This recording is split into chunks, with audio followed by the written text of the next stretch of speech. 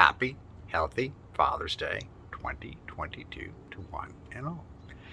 This would be episode number 6 of How to Avoid, or rather, episode 6 of my 12-step program of avoiding joining another mastermind or hiring another guru. What in the world am I talking about? If you've ever heard the term mastermind, or perhaps you read it in a book called Think and Grow Rich by Napoleon Hill. Napoleon Hill noted that Henry Ford and Mr. Firestone and I think the fellow who started U.S. Steel, Carnegie, and perhaps even Edison gathered together on a regular basis or periodically in person to chat about what was on their mind, what they were inventing, what new discoveries they had, and the like. And they just shared ideas. And it's much like coffee clots or neighbors talking over the fence, back when people talked over the fence. Or in our neighborhood, Pittman Creek Estates in Plano, Texas, just north of Dallas, Texas, a cigar group that gets together periodically to smoke cigars and talk about whatever is on our mind, or the poker group that, again, has little teeny-weeny bets about this, that, and the other thing, and talks about whatever happens to be on our mind. There's another group in Phenomenon where you hear a speech and see a speech, and at the end of the speech, the speaker offers you his or her or their amazing program, usually through a breakout session. The most wily of them will tell you that they are going to tell you everything they know at this time because they really don't have time to take on any more mastermind people or students or mentees, and they just don't have time for it, which is the ultimate takeaway close, which is a technique in manipulation of audience's perception. Because when you can't have something, don't you surely want it even more than you did before, even if you didn't want it in the first place?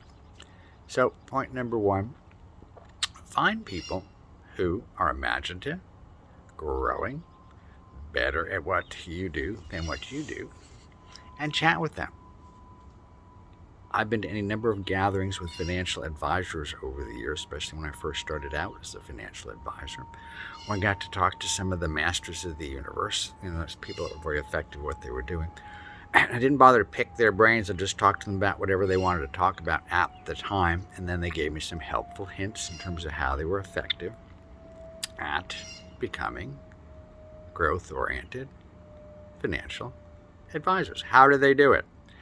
They found people who actually enjoyed talking to them and with whom they enjoyed helping, who had money, who had the willingness to be coached and mentored,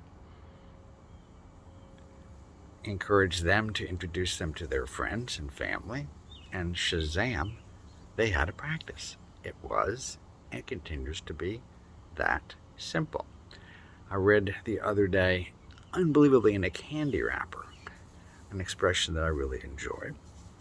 And it was a lady, I think, from Washington State. And she said, your vibe will find your tribe.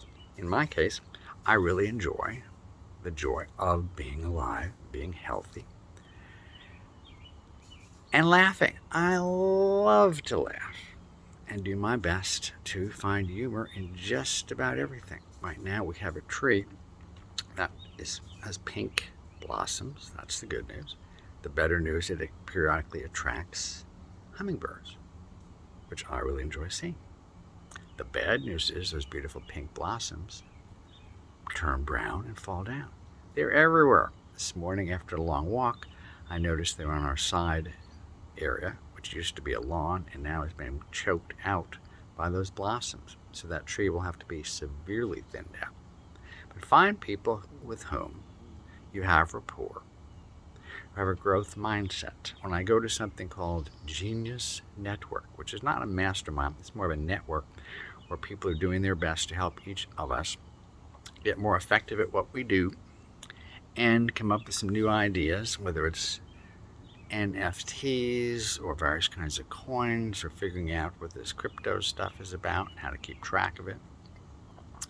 And whether you're part of the wolf den or some other den, it imparts a great deal of wisdom. And I found it extravagantly valuable, and they're doing their best to figure out how you can actually make this a school that actually pays you to actually attend. In other words, take the information that you're given, apply it to your lives, and make enough money where, hey, this actually is working out. In other words, you put in $25,000, you get $250,000 out of it. And there's some folks, especially the folks who sponsor masterminds and write lots of books, that have made zillions of dollars as a result of that particular mastermind.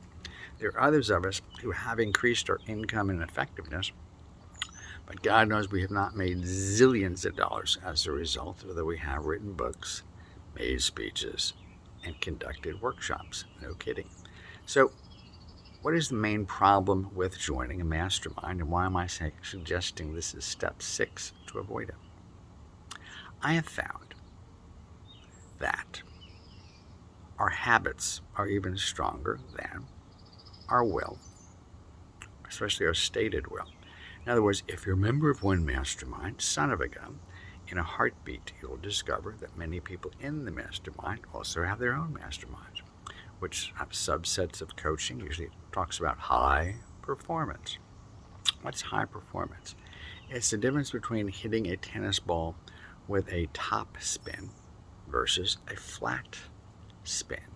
In other words, if you hit a tennis ball with a top spin, it has a tendency to skip off the court, accelerate, go a little bit higher, which is tough for short people to go ahead and return, and it picks up a lot of speed. If you hit it with a flat spin, it just kind of like the word says, flat. It just kind of bounces and moves. Hit it with an underspin, it can just stop. So literally a mastermind can teach you what kind of spin to put on what you're doing. For instance, let's say you're going to a workshop on how to more effectively sell. Now, most folks, whether you think you do or not, are forever selling something.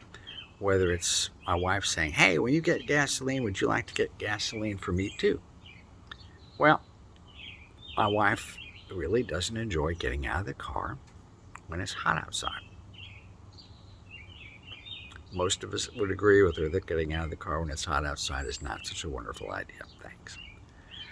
So I was going to get gasoline for one of our cars because I thought on Father's Day, which is today, I was going to go pick up my mother-in-law and take her out to lunch to thank her for a gift that she made to my wife, Susie. But son of a gun, we're not going to do that because, poor thing, she got scraped against something and her leg infected. But she is feeling better, but antibiotics seem to upset her stomach. So I went and got Susie gasoline at Sam's Club for less than $5 a gallon. And then I took the car to a car wash place we can just drive through, and I bought her the unlimited for 1 year car wash so she can just drive through there whenever she wants to get a car wash. And it costs like, I think, $40 for the whole year, which is a heck of a deal. Then I came back, got my car, a sedan, and got gasoline for it and a car wash for it, and came home. Total time expended, probably about 30 minutes. But the good news was, my wife was happy. She got gasoline. We got to chat about what we were doing, what our plans were for the weekend, how we're going to have a nice, relaxing, subdued weekend, since it's going to be in the upper 90s in terms of temperature here in Dallas. So how to avoid joining another mastermind? Succinctly stated. Find some folks that can actually help you as you help them define, pursue, and achieve your dreams and goals in life. Find that naturally. When you find that naturally, you don't necessarily have to pay for it. You can join an affinity group, a group of people who have the same stated purpose that you do. For instance, I'm a certified financial advisor, and there's a group called the FPA, Financial Planning Association of North Texas, and periodically we have meetings. We have a CPA study group for certified public accounts, and we trade information back and forth. Have a wonderful lunch at Glen Eagles Country Club. Also, remember the Texas Society of CPAs and the Dallas chapter. All these affinity groups New Georgia Jews do require you to be licensed, but it's birds of a feather who flock together. The same can be said for people who clean houses, people who manage hotels. There are affinity groups, people who have a common profession called associations who gather together. I highly recommend joining those associations. Plus, one more. The one more will give you a thought process that is not marching lockstep with your fellow practitioners of your profession. All too often here on the planet Earth, people fall in love with certain marching in formations formats, which will cause you to stagnate your thought process. So try and avoid joining a mastermind by finding folks who are just like you, trying to grow in what you're doing. Encourage everybody to do research beyond your groups, and then come back and share information, encourage each other, and call each other to account on a regular basis. This is John Checky, co-founder of Checky Financial and author of Spend Time and Invest in Your Family.